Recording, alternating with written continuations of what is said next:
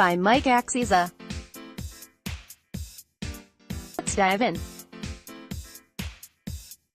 Sunday scores: Orioles 17, Rays 1, box score, Yankees 6, Athletics 2, box score, Red Sox 5, Blue Jays 3, box score, Indians 11, Royals 2, box score, Tigers 5, Mariners 4, box score, Braves 4, Marlins 3, box score, Phillies 4, Mets 2, box score, Giants 5, Pirates 0, box score, Astros 6, Rangers 1, box score, White Sox 5, Cubs 3, box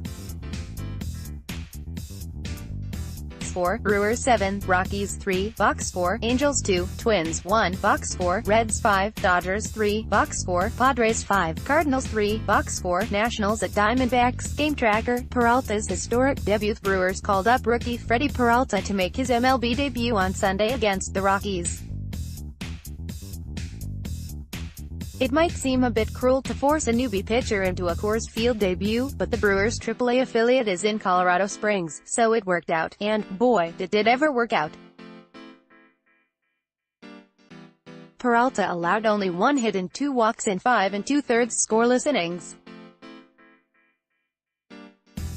He didn't last longer than that because he was running a high pitch count, thanks in part to 13 strikeouts. Wait, what? Yes, Peralta struck out 13 while getting 17 total outs.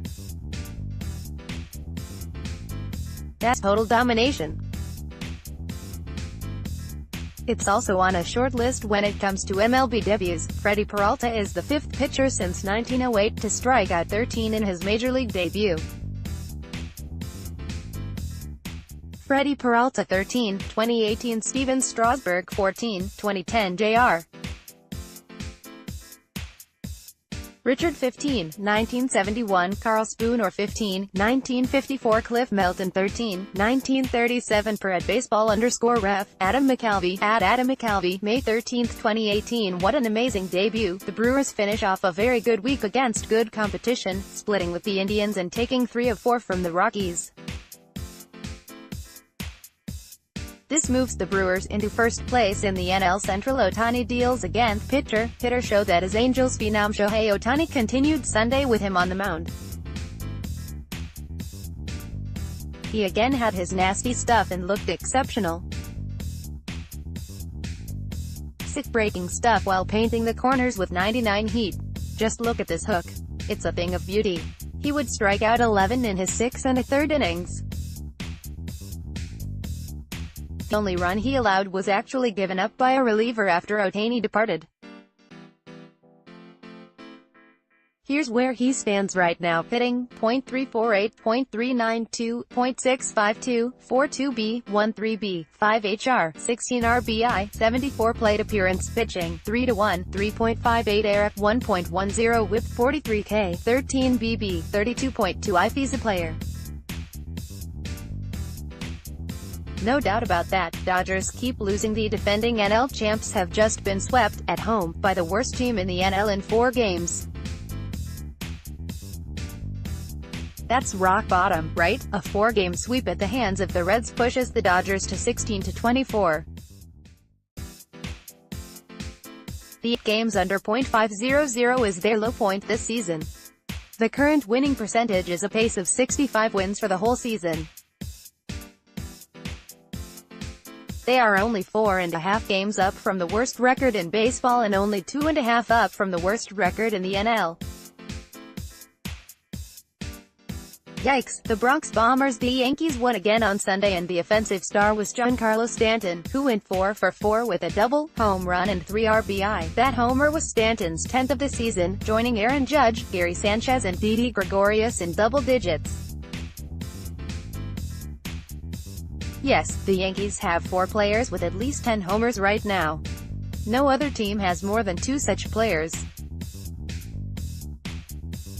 Also, it's pretty historic to have 4 10-plus homer guys through just 40 games, 4 teammates with 10 HR through 40 games. 1964 Twins: Killebrew, Allison, Hull, Oliva. 2000 Blue Jays: Cruz, Delgado, Bautista, Mondesi. 2003 Rangers: Everett, Gonzalez, Rodriguez, Palmeiro. 2018 Yankees: Judge, Gregorius, Sanchez, Stanton, James Smith. At Jamesmith 621, May 13, 2018 That's a scary offense. The Yankees remain tied with the Red Sox at 28-12 for the best record in baseball. baseball, Just Ingresses noted, the Red Sox kept pace with the Yankees on Sunday. Of note, J.D. Martinez hit his 10th home run of the season. It was actually already his 5th homer in May. Is he getting 2017 second half hot? Nola's breakout continues. Phillies starter Aaron Nola is having a season where it all comes together and he makes the leap from pretty good to stardom. It continued on Sunday, as Nola worked 6 innings with his only allowed run being a solo shot from Yoenis Cespedes, and there's no shame in that. Nola is now 6-1 with a 1.99 ERA and 0.99 WHIP. All roads lead to the All-Star game from here for the former first-round pick. The Phillies have won 5 of 6 and moved to 23-16 on the season. Orioles hammer race. It's never a good day when a position player is your most effective pitcher. The O's pounded the Rays on Sunday afternoon, forcing Tampa skipper Kevin Cash to use outfielder Johnny Field on the mound. Field tossed a scoreless inning.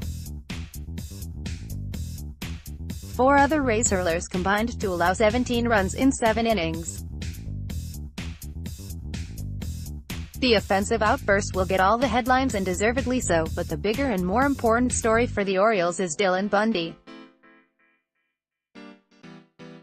He rebounded from a brutal start last time out. He was tagged for 7 runs and 4 homers without recording an out against the Royals, to fire 7 shutout innings Sunday. View profile. The O's have won 5 of their last 6 games. This is a team with 13 wins all season, remember, and have outscored their opponents 48-27 in the process. They've been waiting for a stretch like this, basically since opening day. Paxton's scoreless streak ends in his first start since no-hitting the Blue Jays. James Paxton fired 2 more hitless innings against the Tigers before finally allowing a base hit in the 3rd. Nico Goodrum ended Paxton's no-hit streak at 11 innings and 38 batters with a solid leadoff single to center. A few base hits later, the Tigers snapped Paxton's scoreless streak at 18 innings. Remember, he struck out 16 in 7 scoreless innings against the Athletics in the start before no-hitting the Blue Jays. Believe it or not, Paxton took a 5.12 ERA into that start against the A's. He's since lowered it to a 3.40 ERA. The Mariners had a tough day in all, too, losing Robinson Cano to a broken hand and losing the game to move their record to 22-17. Duffy struggles again for Royals. Given the rebuilding state, it stands to reason the Royals will listen to trade offers for left-hander Danny Duffy at the trade deadline. Might be their best trade chip. Southpaws signed to affordable long-term deals tend to be in high demand. For the Royals to get maximum value in a trade, they're going to need Duffy to start pitching better and soon. He got rocked by the Indians on Sunday. View profile. Duffy has allowed at least 4 runs in 5 of his 9 starts this season, and in 4 of his last 5 starts as well. Following Sunday's disaster, he's sitting on a 6.51 ERA and has allowed 12 home runs in 47 innings. Braves finish. Florida beatdown. With the Braves taking down the Marlins on Sunday, they finished the week 5-1 against the 2 teams from Florida. That keeps the Braves in first place in the very competitive NL East. Keep an eye on youngster Sean Newcomb. He worked 6 scoreless innings and is now 4-1 with a 2.51 ERA. Holland hopes Giants break losing streak. The Giants brought a 6-game losing streak into Sunday's series finale in Pittsburgh. State of Pennsylvania was their house of horrors, as they were swept in 4 games in Philly before heading to PNC Park to face the Pirates. Sunday, they finally broke through behind Derek Holland's 6 1/3 scoreless innings. Offensively, Brandon Belt was 3 for 5 with 2 doubles. He's having a pretty nice season, slashing .286, .396, .496. Keuchel dominates Rangers. The series between the two Texas teams was on the line Sunday in Houston, and former Cy Young winner Dallas Keuchel went out and took the game over. He'd go 7 scoreless, allowing only 3 hits, just 1 after the first inning, while striking out 8, after a speed bump where they lost 5 of 6. The Astros have now won 5 of 6. Rough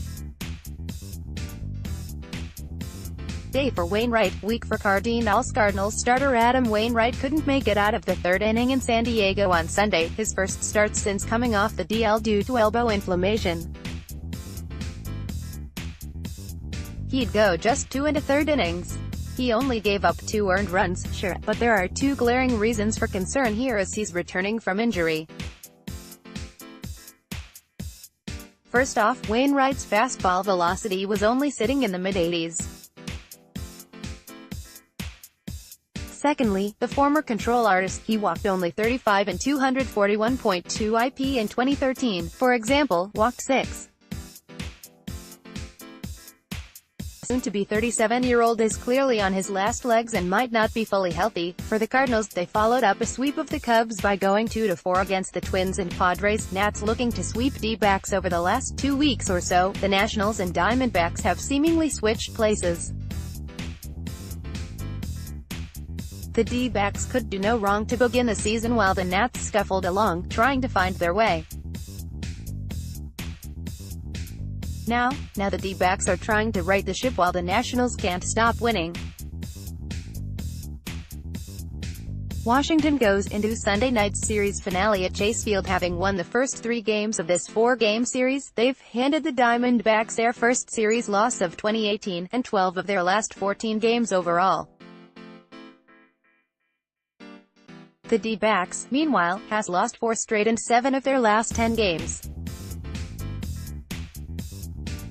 I suppose the silver lining for the D-backs is that these 3 losses to the Nationals were all close games. The final scores, 2-1, 3-1, 2-1. They haven't been getting blown out. The pitching has been good and every game has been close. Once the lineup starts clicking, they should snap out of it.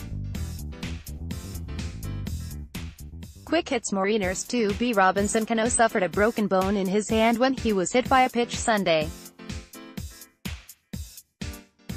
The team has not yet announced a timetable for his recovery. As expected, the Mets activated RHP Jacob deGrom off the 10-day DL, the team announced. He missed 1 start after hyperextending his elbow during a swing. LHP Buddy Bowman was sent to AAA in a corresponding move. The Brewers placed RHP Chase Anderson on the 10-day DL with an illness, the team announced. RHP Freddie Peralta has been called up in a corresponding move.